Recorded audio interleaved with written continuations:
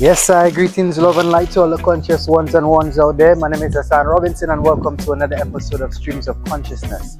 Of course, as you know, this program is about elevating the level of consciousness one conversation at a time, and this episode is no different.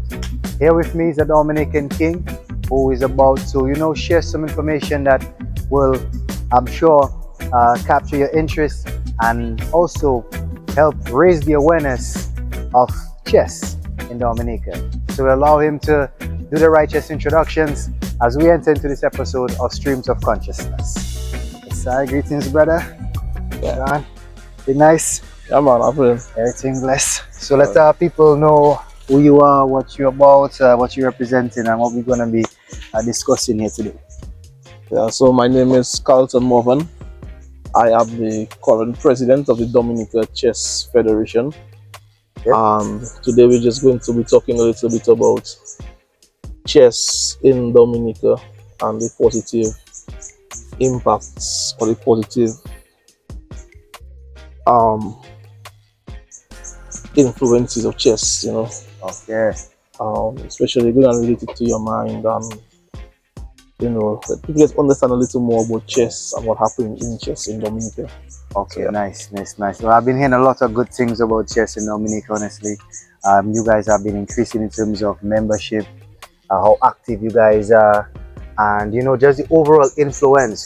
Chess is no longer the taboo whereby it's just for a particular set of people or particular set in society.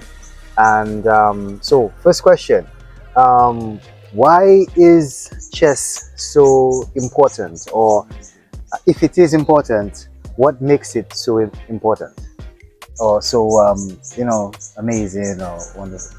Yeah, man, chess is a very important game. They are shown that people who keep their mind active through games like chess. Okay. When you get in your older years, Right. it helps your brain to stay active, and it can be a way to avoid things like dementia, Alzheimer's, this kind of thing, by keeping your brain positively active.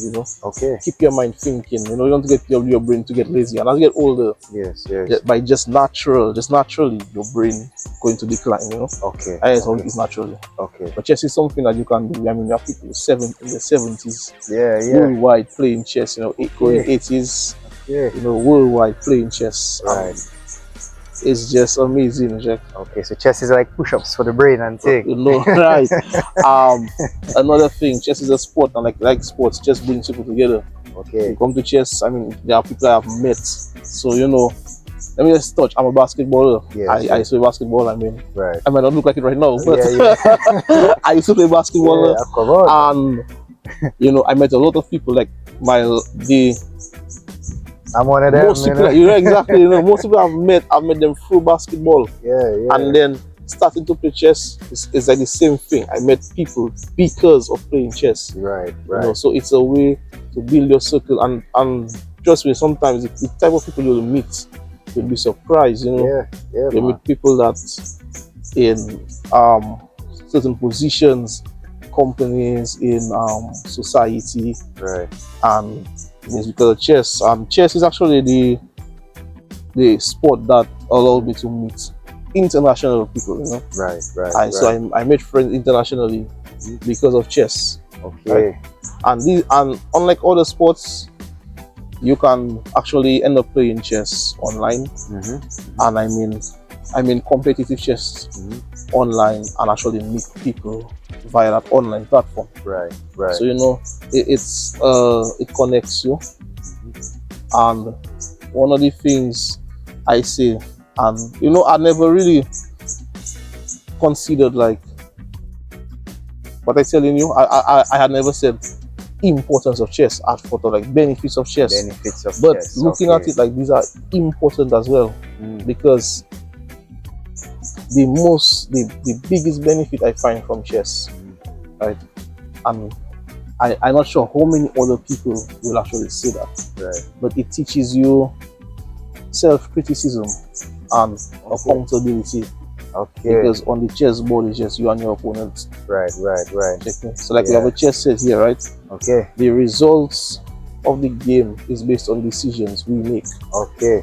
Okay. Speaking about decisions, so we have this here lineup. So what we're going to do here is while we're having this discussion, we're going to play a game of chess. I'll be asking you questions while we play, and that way we will be doing our mental push-ups at the same time being active.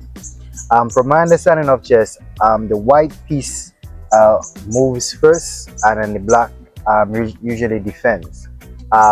Is that always the case? Are there cases where the black pieces play first, or is it just the standard rule of chess? So before we even start, for persons who might not even know how to play it, it's the first time seeing it, could you let them know what the pieces are, how they move, and what are their roles and that type of thing? Because I know chess as a game of war, like a warfare game, you know what I mean? It's like mental, kind of a thing. So talk to us. Let's give us the basic rundown, then we'll have a game while we are, while we're having this discussion.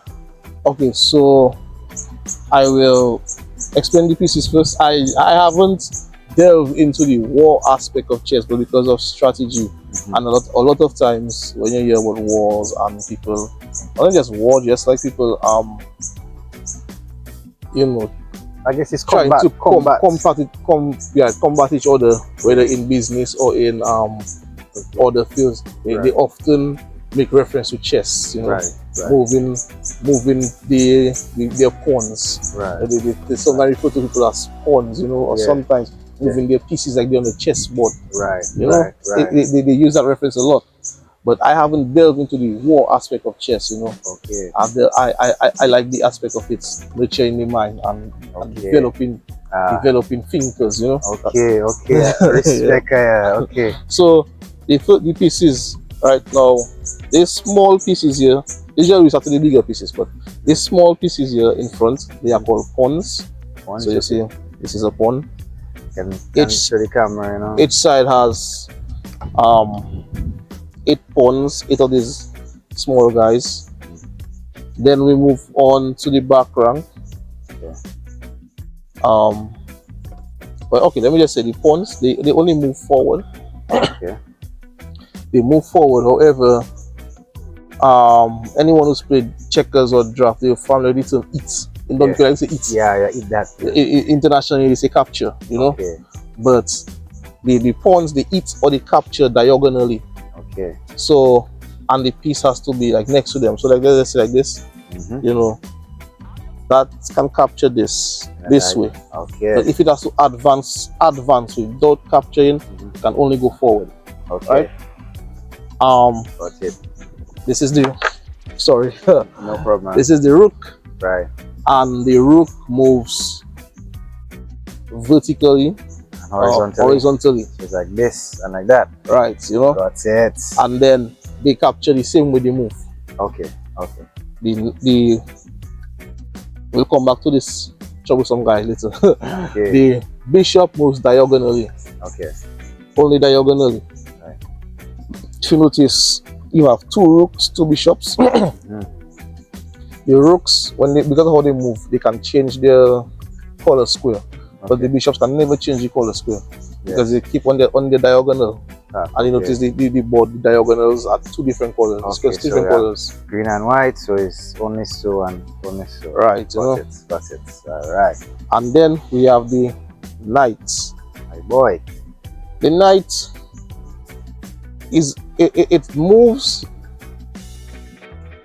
like an L, most people say, right? Yeah. I mean, that is correct. It moves like an L.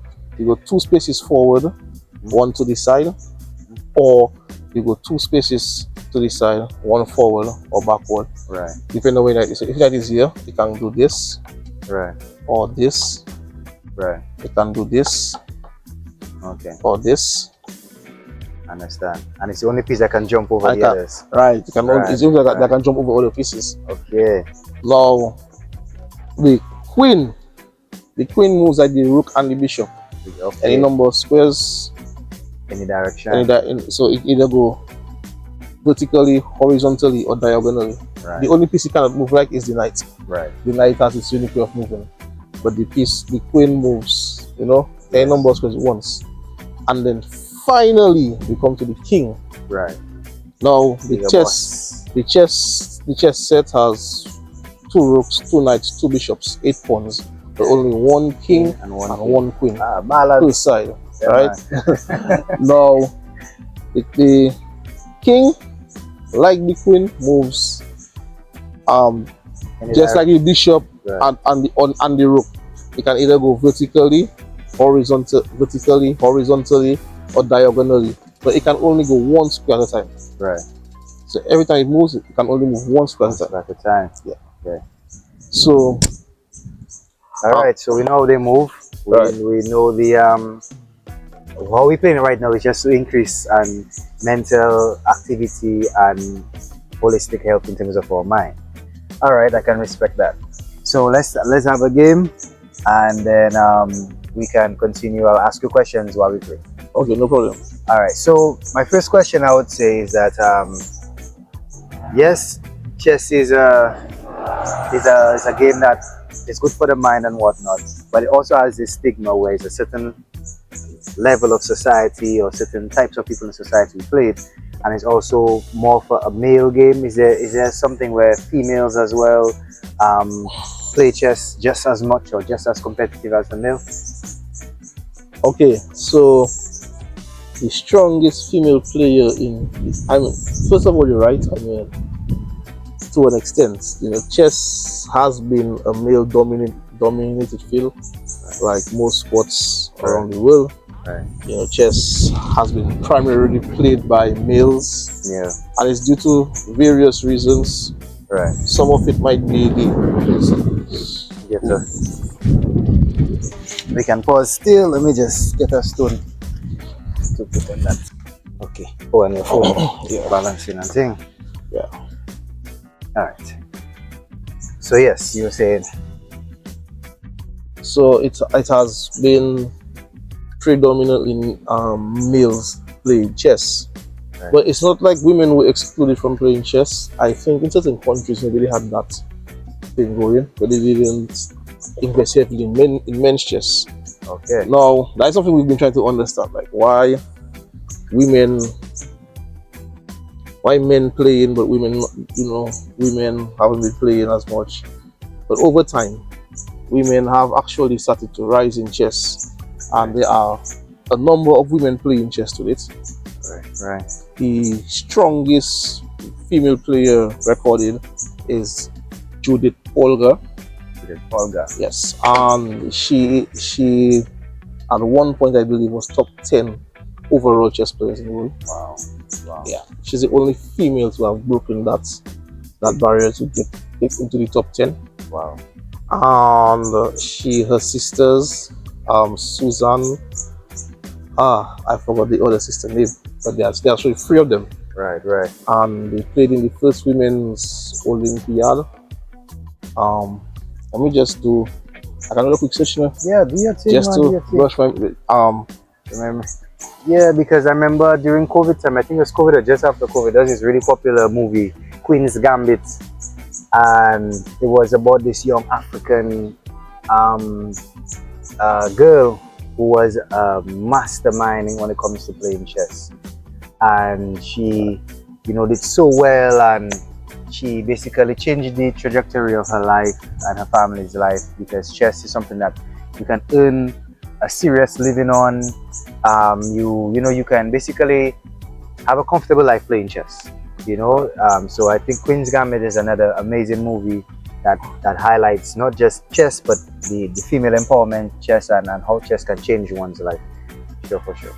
Yeah, and there is a movie I believe on Judith as well, or a documentary on Judith Polgar.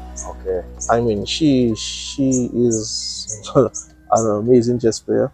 Wow. And she really advocates for women in chess. Right. She's so I just to clarify, she was on the Hungarian team, and they defeated they won the women's Olympiad. Right. That is the first time that the Hungary won the women's Olympiad. Wow. It was a breakthrough moment for them because the Soviet was the strongest chess players, both men and women, at the time. Wow. And it's like that was a real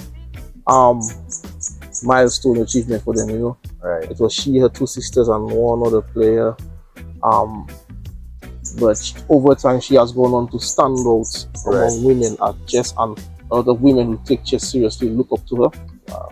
Serious role model. Yeah, man. And so, but women do play chess. Interestingly enough, right? Chess, there is chess, or you call it open chess. In the Americas, they say absolute chess. It means both men and women can participate. Okay. But there is women's chess. Okay.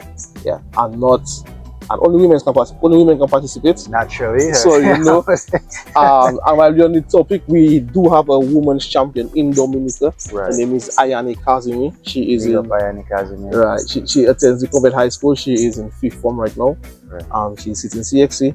And we have our women's tournament coming up in June. Okay. Looking at the second weekend after CXC is over. Okay. So to give all the women a little time to prepare and set up. The majority of our female chess players are actually in high school and actually at convent. Just like how SMA has a strong history of chess and that type of thing, makes sense for convents, to have that. So I'm not so sure what the history. I believe they started the chess club when the federation formed, and they have a teacher there who plays chess. He's a very strong player, he says himself, and that's Mr. Goldberg. Mr. Nicholas Goldberg. Okay. He finished in what was it? He has competed in our national championships. He represented Dominica at our first participation in the CARICOM Chess Classic in Guyana. Wow. He's a really formidable opponent, yeah? Okay. A strong player. And he has been working with them and teaching them. Okay. Well, me, I know I'm a intermediate, you know what I mean? I'm not the strongest for sure. But I know you have represented Dominica in a number of times, going to India, going to different Caribbean countries, and also being very integral when it comes to the connecting of the youth and the elder. I know you are someone, you seem humble, but I know you put in a lot of work, and you're also down to earth. I know playing chess by Devo in Virgin Lane, playing chess in by Gardens there by fellas like Theo and the man, so I can tell you, trust me, chess, my introduction to chess has always been more of a free up kind of vibrations, the unorthodox style, and the type of people I would play chess with is, the type of people you never expect to play chess, and I think it is something that helps break the stigma as to who can and who cannot play chess and what it does for you. And it also helps with strategic planning. Going up against guys like you, right now I'm probably seeing 1 or 2 moves ahead, you're probably seeing 4 or 5 moves ahead. But you're probably taking it easier on me to see how, you can, make this game last a little longer for this conversation. So talk to us about the different types of chess. You have speed chess, you have chess, I know I play chess online, where you have chess games where that last for days. Some are 5-minute chess games, some are 3-minute blitz chess, they call it. I see you guys usually have a clock. Speak to us more about what you guys train how you guys train the younger generation to play chess. I know that there's much more than just moving the pieces. You sometimes write down your plays and the times. So talk to us a bit more about that. So for chess, I have represented Dominica, not in many tournaments. The India champion was our Olympia for first participation in the World Chess Olympiad, right, and that was in Chennai, India. I was not a part of that team, but that team was physically, you're not part of that team. Physically, yes. I was not in the team. I stayed behind. I was doing more informative stuff, Let's let people know what was happening, how the team was doing, and so on. Now,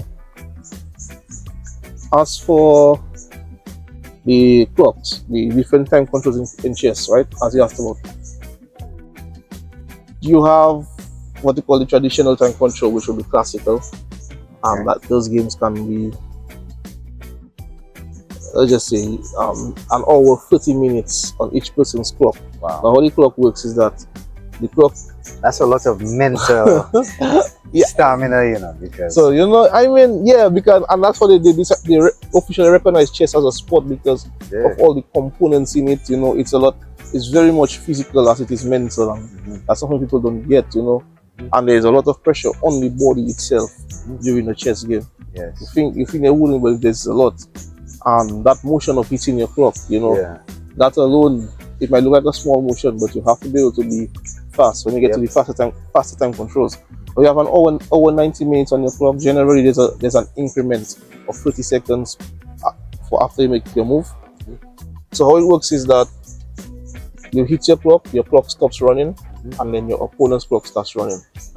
And then when you hit that clock, you get that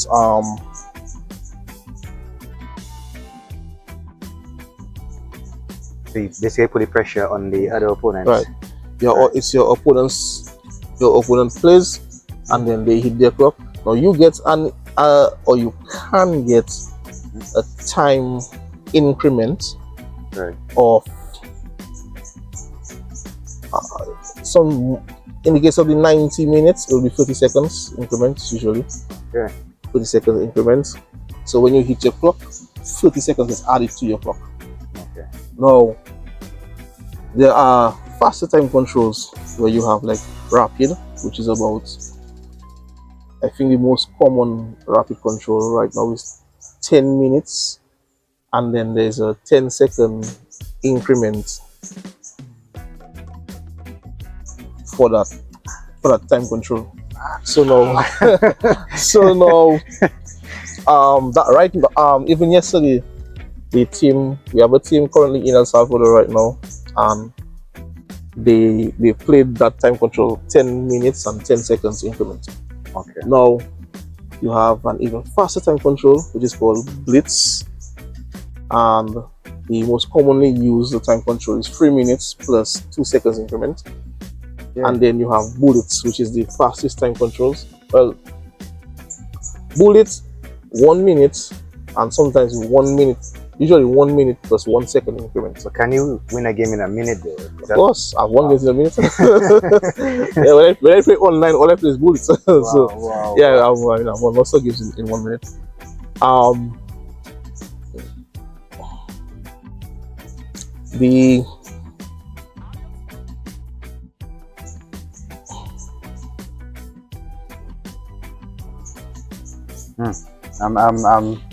losing it. Not quite yet, man. The bullets. Sorry, the bullet is the fastest, well, or second fastest. Some people play what you call the hyper bullet. 30-second which games? is 30-second games, you know. Wow. And some even extreme as 15 seconds. It's like, yo, that's crazy. Yeah, I mean, but you know, with advice, so training our young players, I don't advise them to be playing those fast time controls. Right. You want to play where you have time to do what chess is about doing, which is thinking. Right.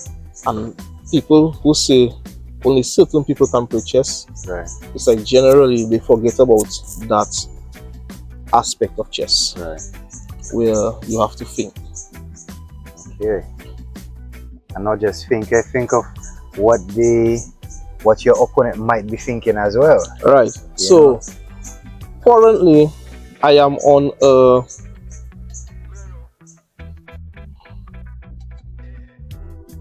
I am doing some chess classes, and the whole purpose of it is for players to start understanding how to think in chess. You know, so it's for our young players to figure out how do you think in chess. Okay. Right? That's the key thing. I don't have the skills. There's a sorry for cutting you off. One of the members, what's his name? usually he's the accountant. He teaches at the college. He was telling me there's three things you have to think about when playing chess: attack, defend, and forcing the other person. Or I think it's three main things: how to attack the person, or how to make the person move in the direction that you want, and then basically how do you defend or something like that. So if take for example, you make that move here. After I make that move, what happens next? And after that happens, what that type of thing. So talk to me a bit more about that, like your mental process when it comes to your decision making. Okay, so basically you have to be able to see what your opponent is planning to do, what his intentions are. Okay. Right? Right. So what does your opponent want to play? And I wouldn't even say his intentions, is like what is the best thing your opponent can do in that position. Right. Right? There are the possible things he can do. And you see what is the best thing, and that is difficult to find. What is the best move for your opponent? Right. Because the tendency is to think is to be stuck on what you want them to play. Right. Now, the class I'm currently doing is to actually help with that. Okay, I'll just give you a free piece there. No man, we took my night to back the night, so it was really a free piece, man. Feels like a free piece, because your KFC vibes, free piece chicken and having it there, I want to do that. No. Alright, so the Chess Federation, we've had multiple tournaments. Every year we have our national tournament from inception of the federation. This year was our fifth one. Okay. Fifth tournament? Yeah, and we've had 3 different national champions. The first was Nigel Francis, the second Robert Brady. Nigel won the first 2, then Robert won, and then Larry won last year. Okay. And then this year Robert won again. So we've had different champions, and we've competed on different tournaments. Competed in multiple tournaments. I understand.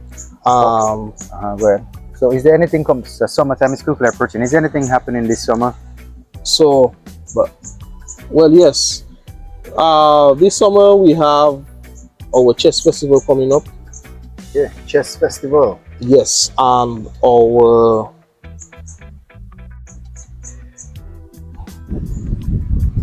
we have a special activity for International Chess Day. Okay. And when is International Chess Day? Nice move, bro. Nice move. International Chess Day is on July 20th. Okay. No.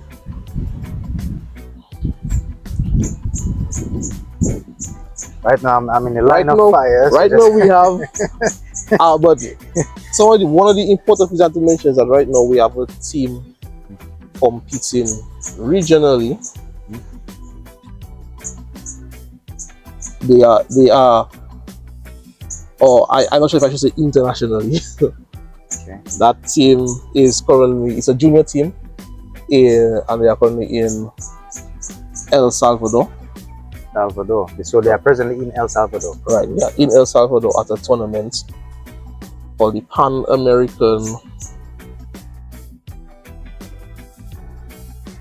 American under 7 to under 17 chess championship, and we have 4 students there. Okay. 2 of them from the St. Mary's Academy, which is Lucas Sorrendo and Jarius Hipolitz. Okay. We have 1 from the Isaiah Thomas Secondary School, Kenji Del Sol, and we have 1 from the Convent High School, Shumel Timothy.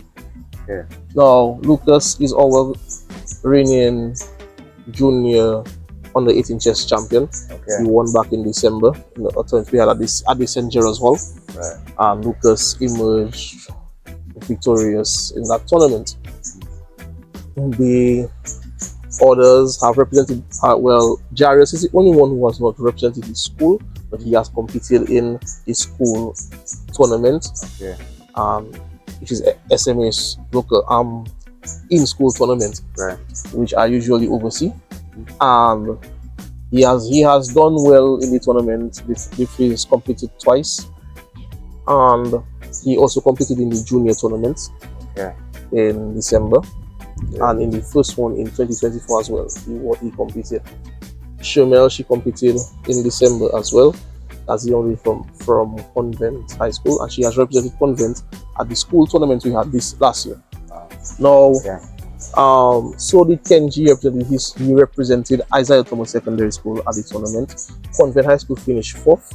Isaiah Thomas Secondary finished 3rd. SMA won the tournament. They have won twice in a row. We have had the Dominica Chess Federation has had 2 school tournaments. Right. And the first one, SMA won, and the second one, SMA won. Lucas was on the team both occasions, and in both occasions, he was one of the most outstanding players at the tournament. Wow. So, They got themselves one time. yeah, he is a good player. He's a great player. And my regret for our players right now is that we don't have the coaches that can take them to the level. Okay. Basically, the children I working with personally is just to try to get them to a point where they are at Lucas level, basically, Okay. And then to go beyond, we need coaches, which is something we're trying to work on in this campaign. And we may have an opportunity to see that happen. Okay. So it's something that we have in the making.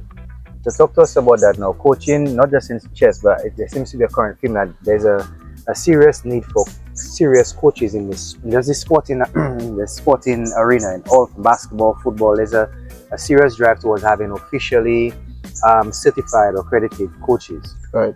What is the process like to be a certified chess coach? Does one have to be a certain ranking of chess player, or can you just decide, I just want to be a chess coach, I don't necessarily want to be an active player? How does that work? And I know that the Dominica Olympic Committee has been working hand in hand with you guys, and talk to us a bit about that, the relationship between the Chess Association, the Olympic Committee, and maybe even sponsorship when it comes to some of these things. So as I said that, so now we've had we've had different sponsors for different occasions. We've had HHV Church, a long time sponsor. They always support us once we make a request to them. We have AC Shielding for those who sponsored our national tournament last year. And Big Edge, another ongoing partner of ours who always supports the federation. We have the Central Cooperative Credit Union, the National Bank of Dominica, the National Cooperative Credit Union. We have the West Coast Cooperative Credit Union, the Muslim Store, 786 Universal Alliance is their name. We've had the Fortune Hotel, they sponsored. We've been able to use their facilities for different activities on multiple occasions. The Dominica Olympic Committee, they show their support to us. They help us, they encourage us. We've had the National Rotary Commission, who big influence, in us going to the CARICOM Chess Classic last year. Belfast Estate Limited, Springfield Trading Limited, Archipelago Trading Limited, Tropical Shipping Limited.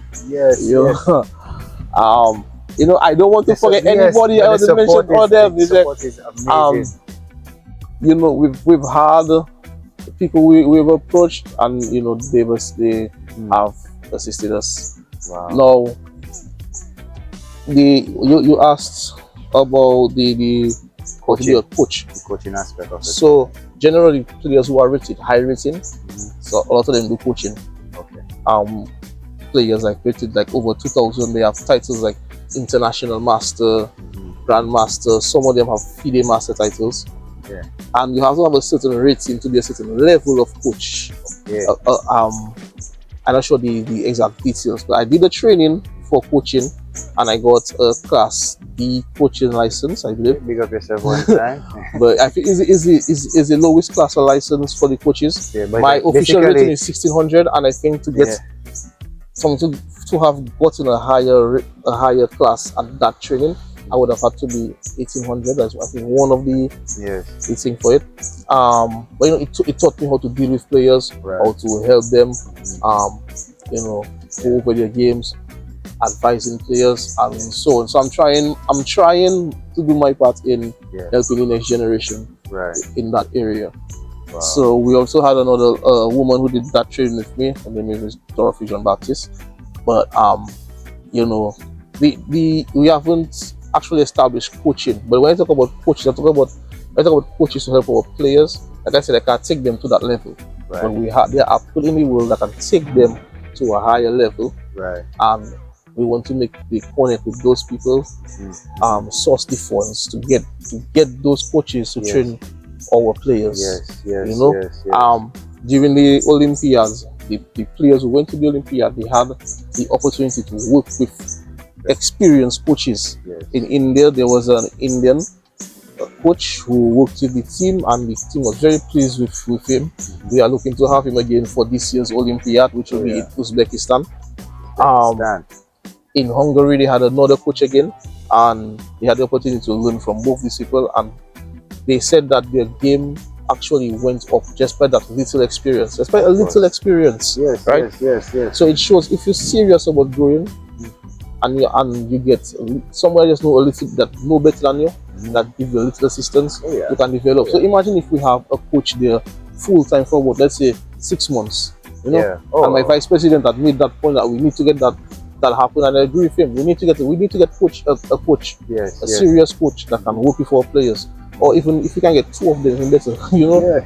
And not just the players, but people like yourself, because you know will then have understudy him. And it's all that, you know. So while they working with the youth, we can follow up with them, learn with them. But I also have to do more to elevate my game if I want to be as good a coach as these guys, you know. So it's not just at the moment I have to work on my game as well, but then I have to manage the federation. So you know, it's kind of difficult to do priorities and time. You can do this so much. And even this interview here, just on this the record, I appreciate you, bro, for taking the time to do this interview and taking your time off. You know, thanks for the opportunity, bro. You know, yeah, man. So. I mean, I know you kicking me right now. You know, you slot saving me right now, but still. Okay, so I just share a secret with you and the viewers. So the reason I stopped playing at this moment is because my next move going to end the game. Yeah, so I can see coming. So I just didn't want to. I wanted to finish the interview, you know, before I made the move at the end of the interview, because I can see my next move going to end the game. Yes. So I can see it coming as well. The end is inevitable, you know. Right. So I was waiting. But again, I like to talk about the federation and the things we're doing. We have different activities in store. We recently had Chess in Nature.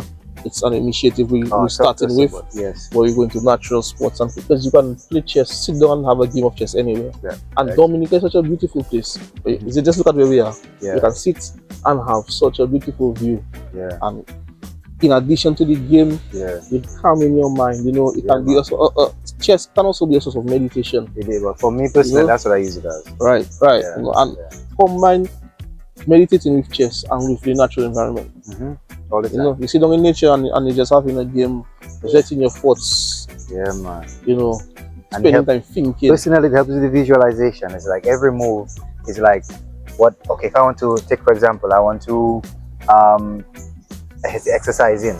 I tell myself at the end of that game, I want to become a little bit stronger. So every piece I move is a push up, or every piece I attack is an opportunity or an obstacle I got out of the way.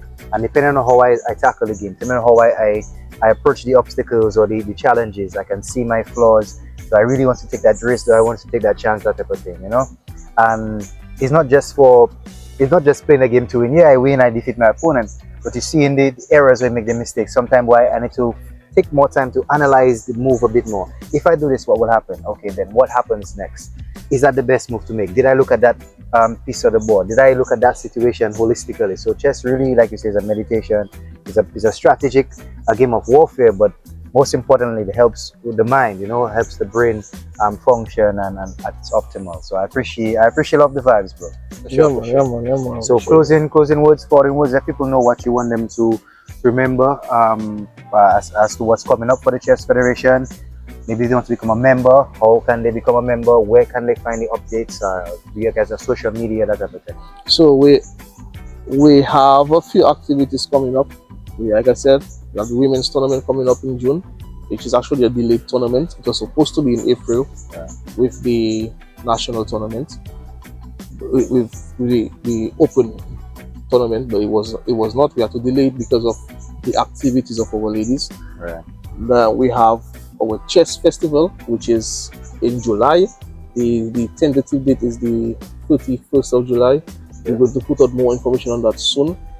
We have the International Chess Day on the 20th of July. We're going to have an activity on the Bayfront.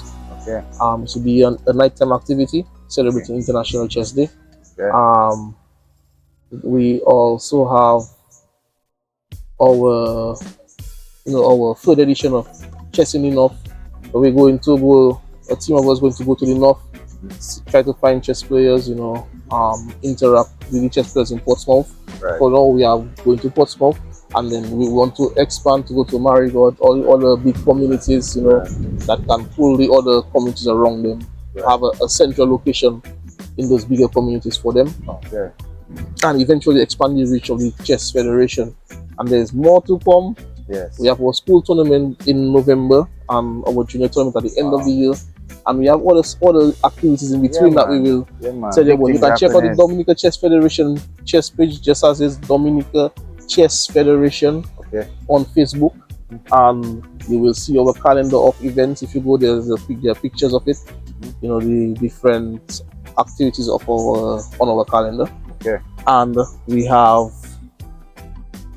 other things, pictures showing you what we have done so far. Right. And a lot of different things, on the Facebook page. Once again, it's Dominica Chess Federation on Facebook, Dominica Chess Federation. Our email address, dominicachessfederation@gmail.com. Okay. And you can reach us on 285-4500 or my number 612-7230. Right.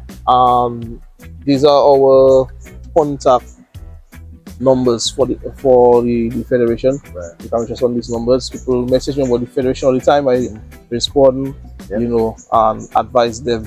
We can send you the link to get the sign up sheet. You sign up. It's $120 a year for adults, $60 for students, and a whole year. It's based, it's based quarterly. Right now we adjusted the payment so that based on when you start, you will only pay for that period, Right. But every subscription ends on March 31st of every year. So our year runs from April 1st to March 31st, and all the membership subscription ends on March 31st on the following year. Okay. So there's opportunities to join the federation. We hope everybody comes on board. Right. Shows their support, participating in activities. And we have a lot coming up for you guys. So don't miss out. Make sure you're there. Right, for Check sure. us out. Yeah. Naturally.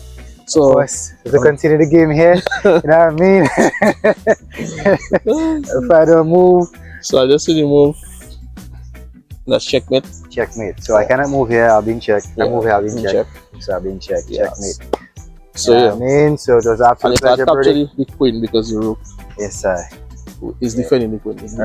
Next time I was gonna bless the love. Of course, been an absolute pleasure here. Streams of Consciousness.